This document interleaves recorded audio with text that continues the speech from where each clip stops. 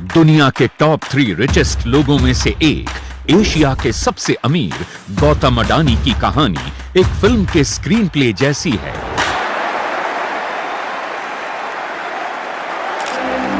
एक साधारण चौल से अपनी लाइफ को शुरू करने वाले गौतम अडानी ने वेल्थ के मामले में बिल गेट्स और वॉरेन बफेट को पीछे छोड़ दिया है। गौतम अडानी दुनिया के बिजिएस्ट डील मेकर हैं। इस साल वर्ल्ड में सबसे ज्यादा वेल्थ इन्होंने कमाई।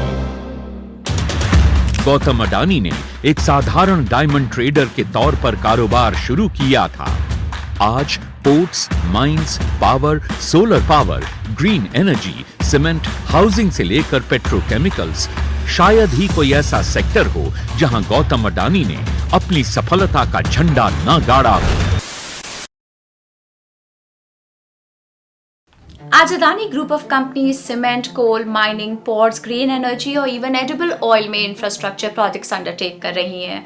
और हाल ही में एनडीटीवी, अंबुजा और एसीसी में लिए गए मेजॉरिटी स्टेक्स की न्यूज से तो आप सब वाकिफ होंगे ही। Gautam Adani became the first Asian to be among top 3 in Bloomberg Billionaires Index. He surpassed Louis Vuitton chief Bernard Arnault to become the third richest person in the world. With a total wealth of $137 billion, he trails behind Tesla chief Elon Musk with a wealth of rupees $251 billion and Amazon's Jeff Bezos, who stands second with $153 billion. पिछले 2 से 3 साल पहले Adani group of companies एक ऐसे तूफान की तरह आई stock market में कि उसकी रफ्तार को काफी कम इन्वेस्टर्स पकड़ पाए, लेकिन जिन्होंने पकड़ा उनके लिए तो अदानी ने एक्सपोनेंशियल तरीके से वेल्थ क्रिएट करी है। लेकिन जैसा कि हमने हमारे रिसेंट वीडियो में देखा था, अगर आपको राइट टेल के रिटर्न्स जनरेट करने हो तो आपको लेफ्ट टेल का रिस्क लेना जरूरी हो जाता है। ठीक वैसे ही इन हाई रिटर्न्स के साथ हमेशा से जुड़ा रहता है एक हायर रिस्क। जैसा कि आप समझ गए होंगे, रिस्क और रिटर्न हमेशा साथ चलते हैं। और ऐसा ही कुछ हाल ही में हुआ जब एक रिपोर्ट ने अदानी ग्रुप पे कुछ स्ट्रॉन्ग एलिगेशंस लगाए।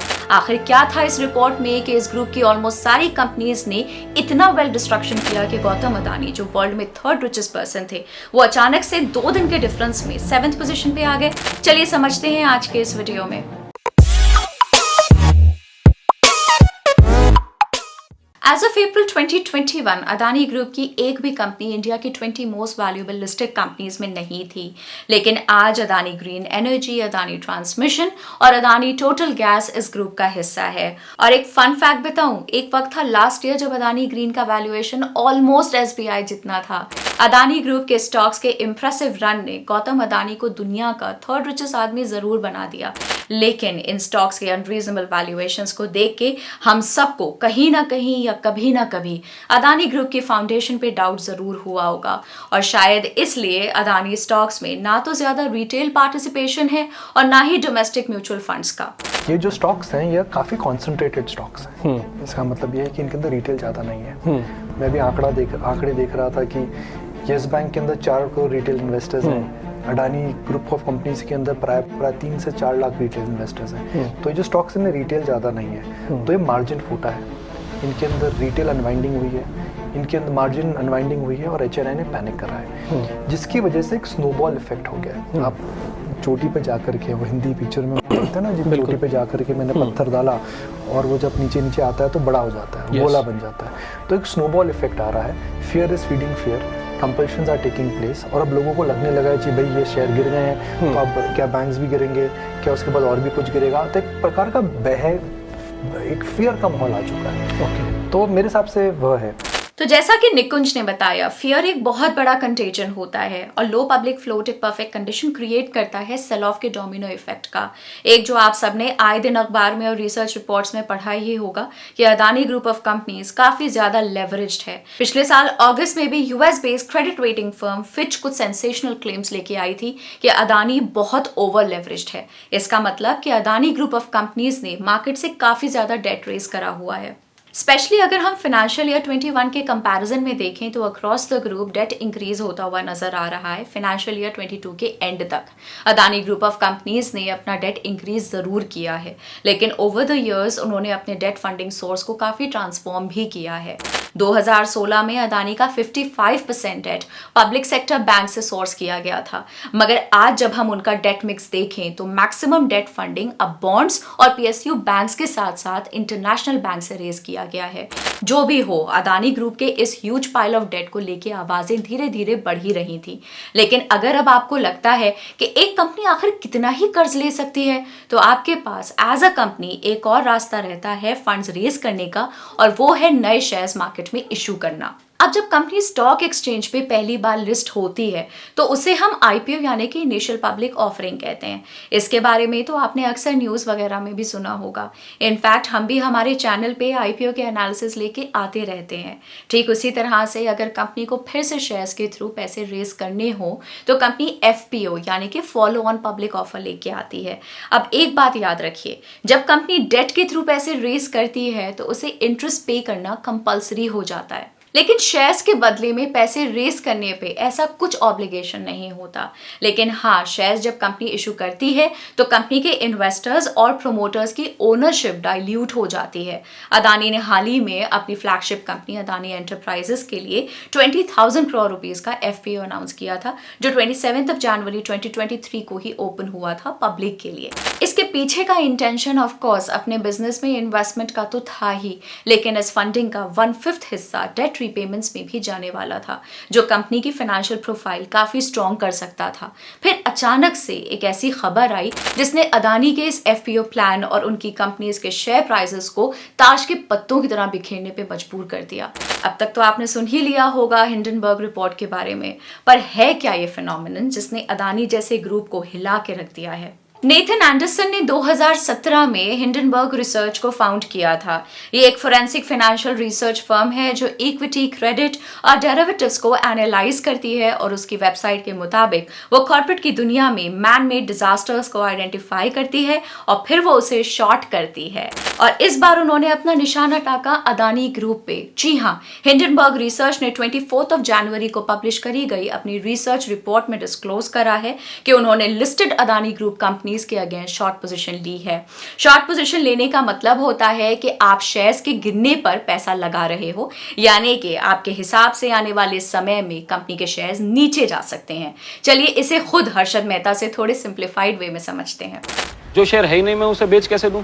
उसे शॉर्ट करना बोलते हैं। बोलते होंगे, करते कैसे हैं? अरे शेयर तेरे पास नहीं है, पर जिस ब्रोकर के पास तेरा ट्रेडिंग अकाउंट होता है ना, उसके पास बहुत सारे शेयर होते हैं। समझ, आज रिलायंस के शेयर का भाव 100 रुपये है, तुझे लगा कि शायद वो नीचे भी जा सकता है। तूने ब्रोकर को बोला कि तेरे लिए 10 शेयर 100 रुपये के भाव से बेच दे। उसने 100 रुपये के भाव से 10 शेयर बेच दिए, तो उसके पास कितना पैसा मिला? 1000। तो वो 1000 मेरे हो गए? अरे अभी नहीं, पैसा ऐसे नहीं मिलेगा। पहले जो शेयर बेचा है वो वापस खरीद के देना पड़ेगा ना। हाँ। और ये सेटलमेंट के लिए शेयर मार्केट में 14 दिन का साइकिल चलता है। अब इस 14 दिन में शेयर का भाव कभी ऊपर कभी नीचे सब हो सकता है। 110, 120, 80, 90, कुछ भी। जिस दिन शेयर का भाव 80 होगा, तूने अगर ब्रोकर को बोला कि मेरे लिए 10 शेयर खरीद लो, तो उसने वो 10 शेयर कितने में खरीदे? 800। हाँ, इसे बोलते हैं ट्रांजैक्शन स्क्वायर ऑफ करना। 1000 में बेचा, 800 में खरीदा, प्रॉफिट कितना हुआ? 200। इसके चलते कंपनी के शेयर प्राइस जितने ज्यादा गिरते जाएंगे उतना ज्यादा एक तरह से हिंडनबर्ग रिसर्च को फायदा होगा। जी हाँ, सुनने में अजीब जरूर लग रहा होगा कि किसी के गिरने से फायदा उठाना, लेकिन फर्म ये चीज पहले भी कर चुकी है। मगर इसके चलते जो अदानी के शेयर प्राइस में गिरावट देखने को मिली है, उससे पूरा मार्केट जैसे कि हिल गया है। लास्ट ट्रेडिंग सेशन की बात करें तो अदानी विलमार और अदानी पार जहां 5% से गिरे, वहीं बाकी सभी स्टॉक्स ऑलमोस्ट 20% जितने नीचे गिरे हैं। अदानी टोटल गैस और अदानी ट्रांसमिशन के इन्वेस्टर्स की तो 2 ही दिन में 1/4 वेल्थ वाइप हो गई है। इनफैक्ट 2 दिनों में गौतम अदानी ने 4.17 लाख करोड़ की वेल्थ लूज कर दी। जी हाँ, और इसका सीधा फियर मार्केट में भी देखने को मिला था, और फिर जायज है इसका असर सीधा बैंक पे तो देखने को मिलने ही वाला था। आखिर ये बैंक्स ने ही तो लोन्स देकर इतना डेट रेज करने में अदानी ग्रुप को हेल्प करा था, राइट?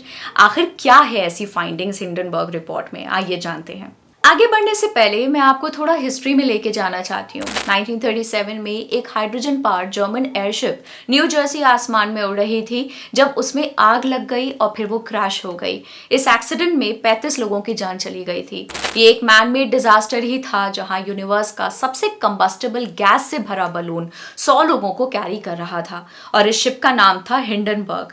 तो क्या हिंडनबर्ग के अकॉर्डिंग अदानी ग्रुप भी एक man made disaster in the making है? वेल, अगर हम इस रिपोर्ट में किए गए फंडामेंटल एनालिसिस के बेसिस पे करे गए क्लेम्स को देखें तो 2 या 3 पॉइंट्स तो ऐसे हैं जिनके बारे में कहीं ना कहीं हर एक कीन मार्केट ऑब्जर्वर के मन में सवाल आए ही होंगे।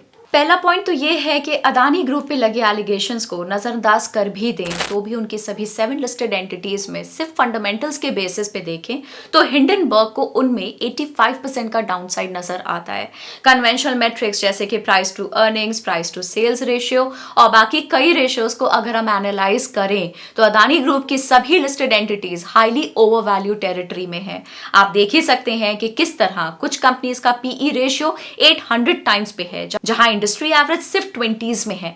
प्लस हिंडनबर्ग की रिसर्च के मुताबिक अदानी ग्रुप की 7 में से 5 कंपनीज का करंट रेशियो 1 से कम है, यानी कि कंपनी के पास उतने एसेट्स भी नहीं है कि वो अपनी शॉर्ट टर्म लायबिलिटीज को पे ऑफ कर सके और ये किसी भी हाईली लेवरेज कंपनी के लिए चिंताजनक बात साबित हो सकती है। जब ग्रुप कंपनीज की वैल्यूएशंस भी हाई हों और उनका डेट भी, ऐसे में प्रमोटर्स अपने शेयर्स प्लेज करके जब और डेट लें तो किसी भी फाइनेंशियल प्रैक्टिस के कॉन्टेक्स्ट में ये हेल्दी नहीं है और यही चीज हिंडनबर्ग ने भी अदानी ग्रुप के लिए पॉइंट आउट करी है। अदानी पावर और अदानी पोर्ट्स में प्रमोटर्स ने अपने शेयर्स सिग्निफिकेंटली प्लेज करे हुए हैं और कुछ हद तक Adani green energy and Adani enterprises में भी हमें शेयर्स प्लेज देखने को मिल सकते हैं। अब शुरुआत में तो अदानी की सिर्फ फ्लैगशिप कंपनी ही लिस्टेड थी जिसका नाम है अदानी एंटरप्राइजेस। उसके बाद धीरे धीरे ग्रुप ने बाकी कंपनीज जैसे कि Adani power, Adani transmission, Adani ports, Adani green, Adani Wilmar etcetera को भी लिस्ट करवाया। तो Adani group eventually in companies के शेयर्स को भी प्लेज करके डेट रेज करने लगा।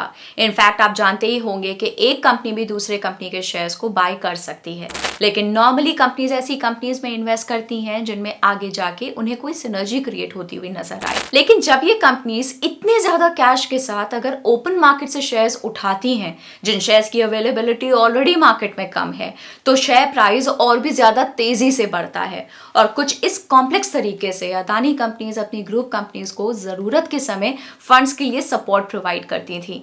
याद रखें, ये पूरा प्रोसेस हमने आपको समझाने के लिए काफी ओवर सिंप्लीफाइड टर्म्स में बताया है, वरना ये काफी कॉम्प्लेक्स स्ट्रक्चर और प्रोसेस फॉलो करता है।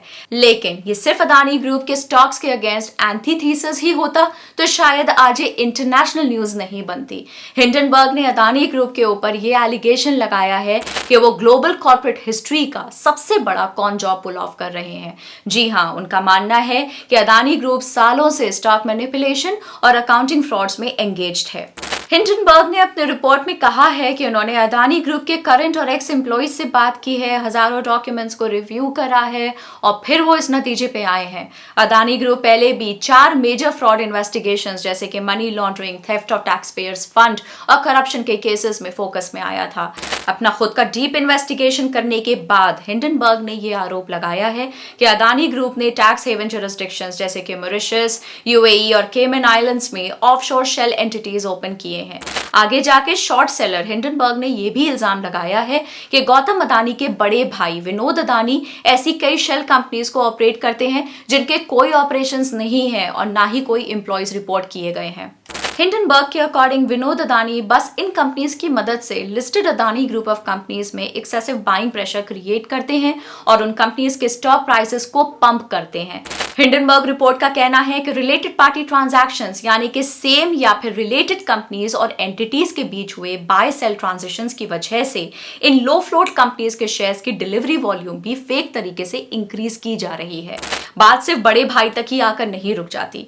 गौतम अदानी के छोटे भाई राजेश अदानी और brother in law Sameer Vora, जो अदानी ग्रुप ऑफ कंपनीज में बड़ी पोजीशंस होल्ड करते हैं, उन पर भी कई फ्रॉड और स्कैम्स के एलिगेशंस लगे हैं।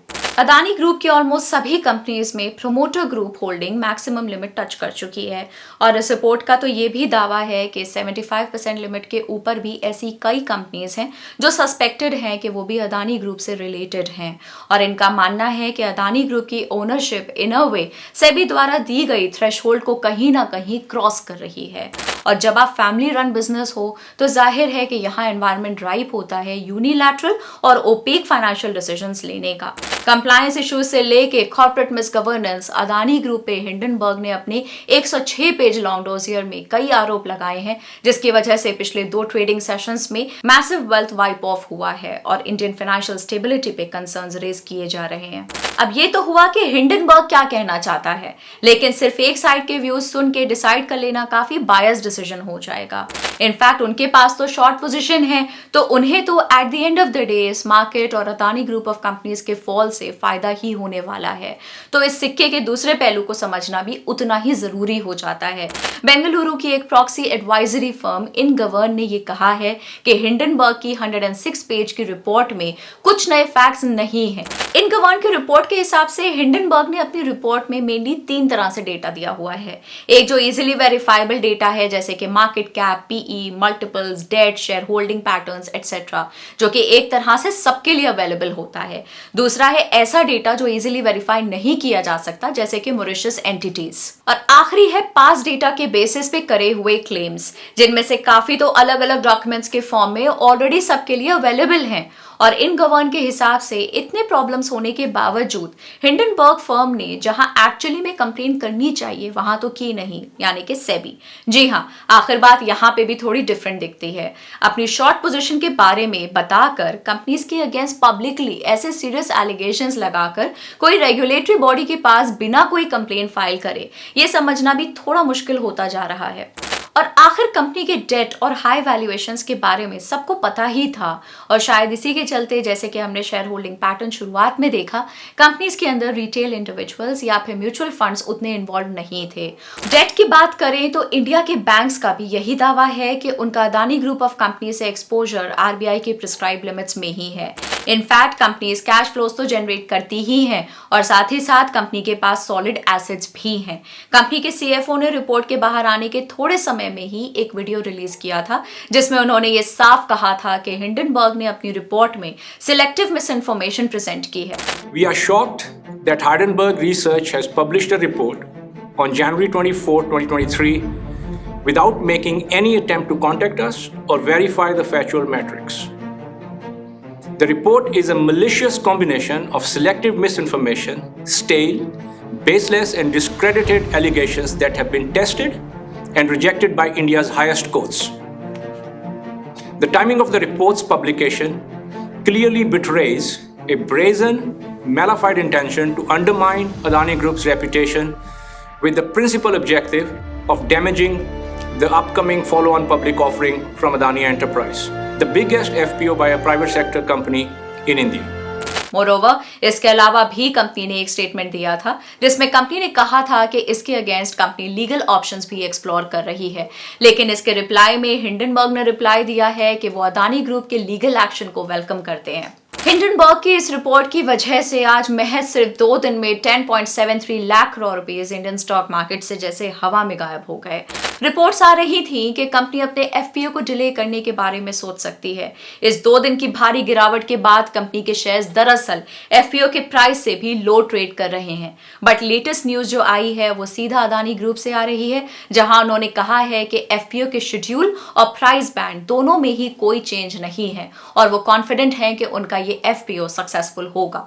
इंटरेस्टिंगली एंकर इन्वेस्टर्स की तरफ से तो इशू 1.5 टाइम्स सब्सक्राइब ऑलरेडी हो चुका था, लेकिन मार्केट में रहे इस फियर के चलते रिटेलर्स और दूसरे पार्टिसिपेंट्स के सब्सक्रिप्शन की एक्सपेक्टेशंस रखना थोड़ा मुश्किल होगा। देखने वाली बात यह होगी कि गौतम अदानी का अदानी ग्रुप, जिन्होंने अपनी ही लाइफ जर्नी में इतना बड़ा एम्पायर खड़ा किया जो इंडिया की ग्रोथ के साथ एक्सपोनेंशियली आगे बढ़ने की ठान चुके हैं, क्या वो इस टर्मोइल से बाहर आ पाएंगे? इस पर सेबी और दूसरे दूसरे रेगुलेटर्स की क्या प्रतिक्रिया होगी, इन सवालों का जवाब हम आपके लिए ओपन छोड़ते हैं। अगर आपको ये वीडियो पसंद आया हो तो इसको लाइक करिए, अपने फ्रेंड्स के साथ शेयर भी कीजिए और कमेंट्स में बताइए क्या आपके पास अदानी स्टॉक्स हैं और अगर हाँ तो इन 2 दिनों में आपको कितने लॉसेस हुए हैं। मार्केट, इकोनॉमी और बिजनेस से जुड़े लेटेस्ट वीडियोस के लिए ग्रो के चैनल को सब्सक्राइब करिए। Bye bye.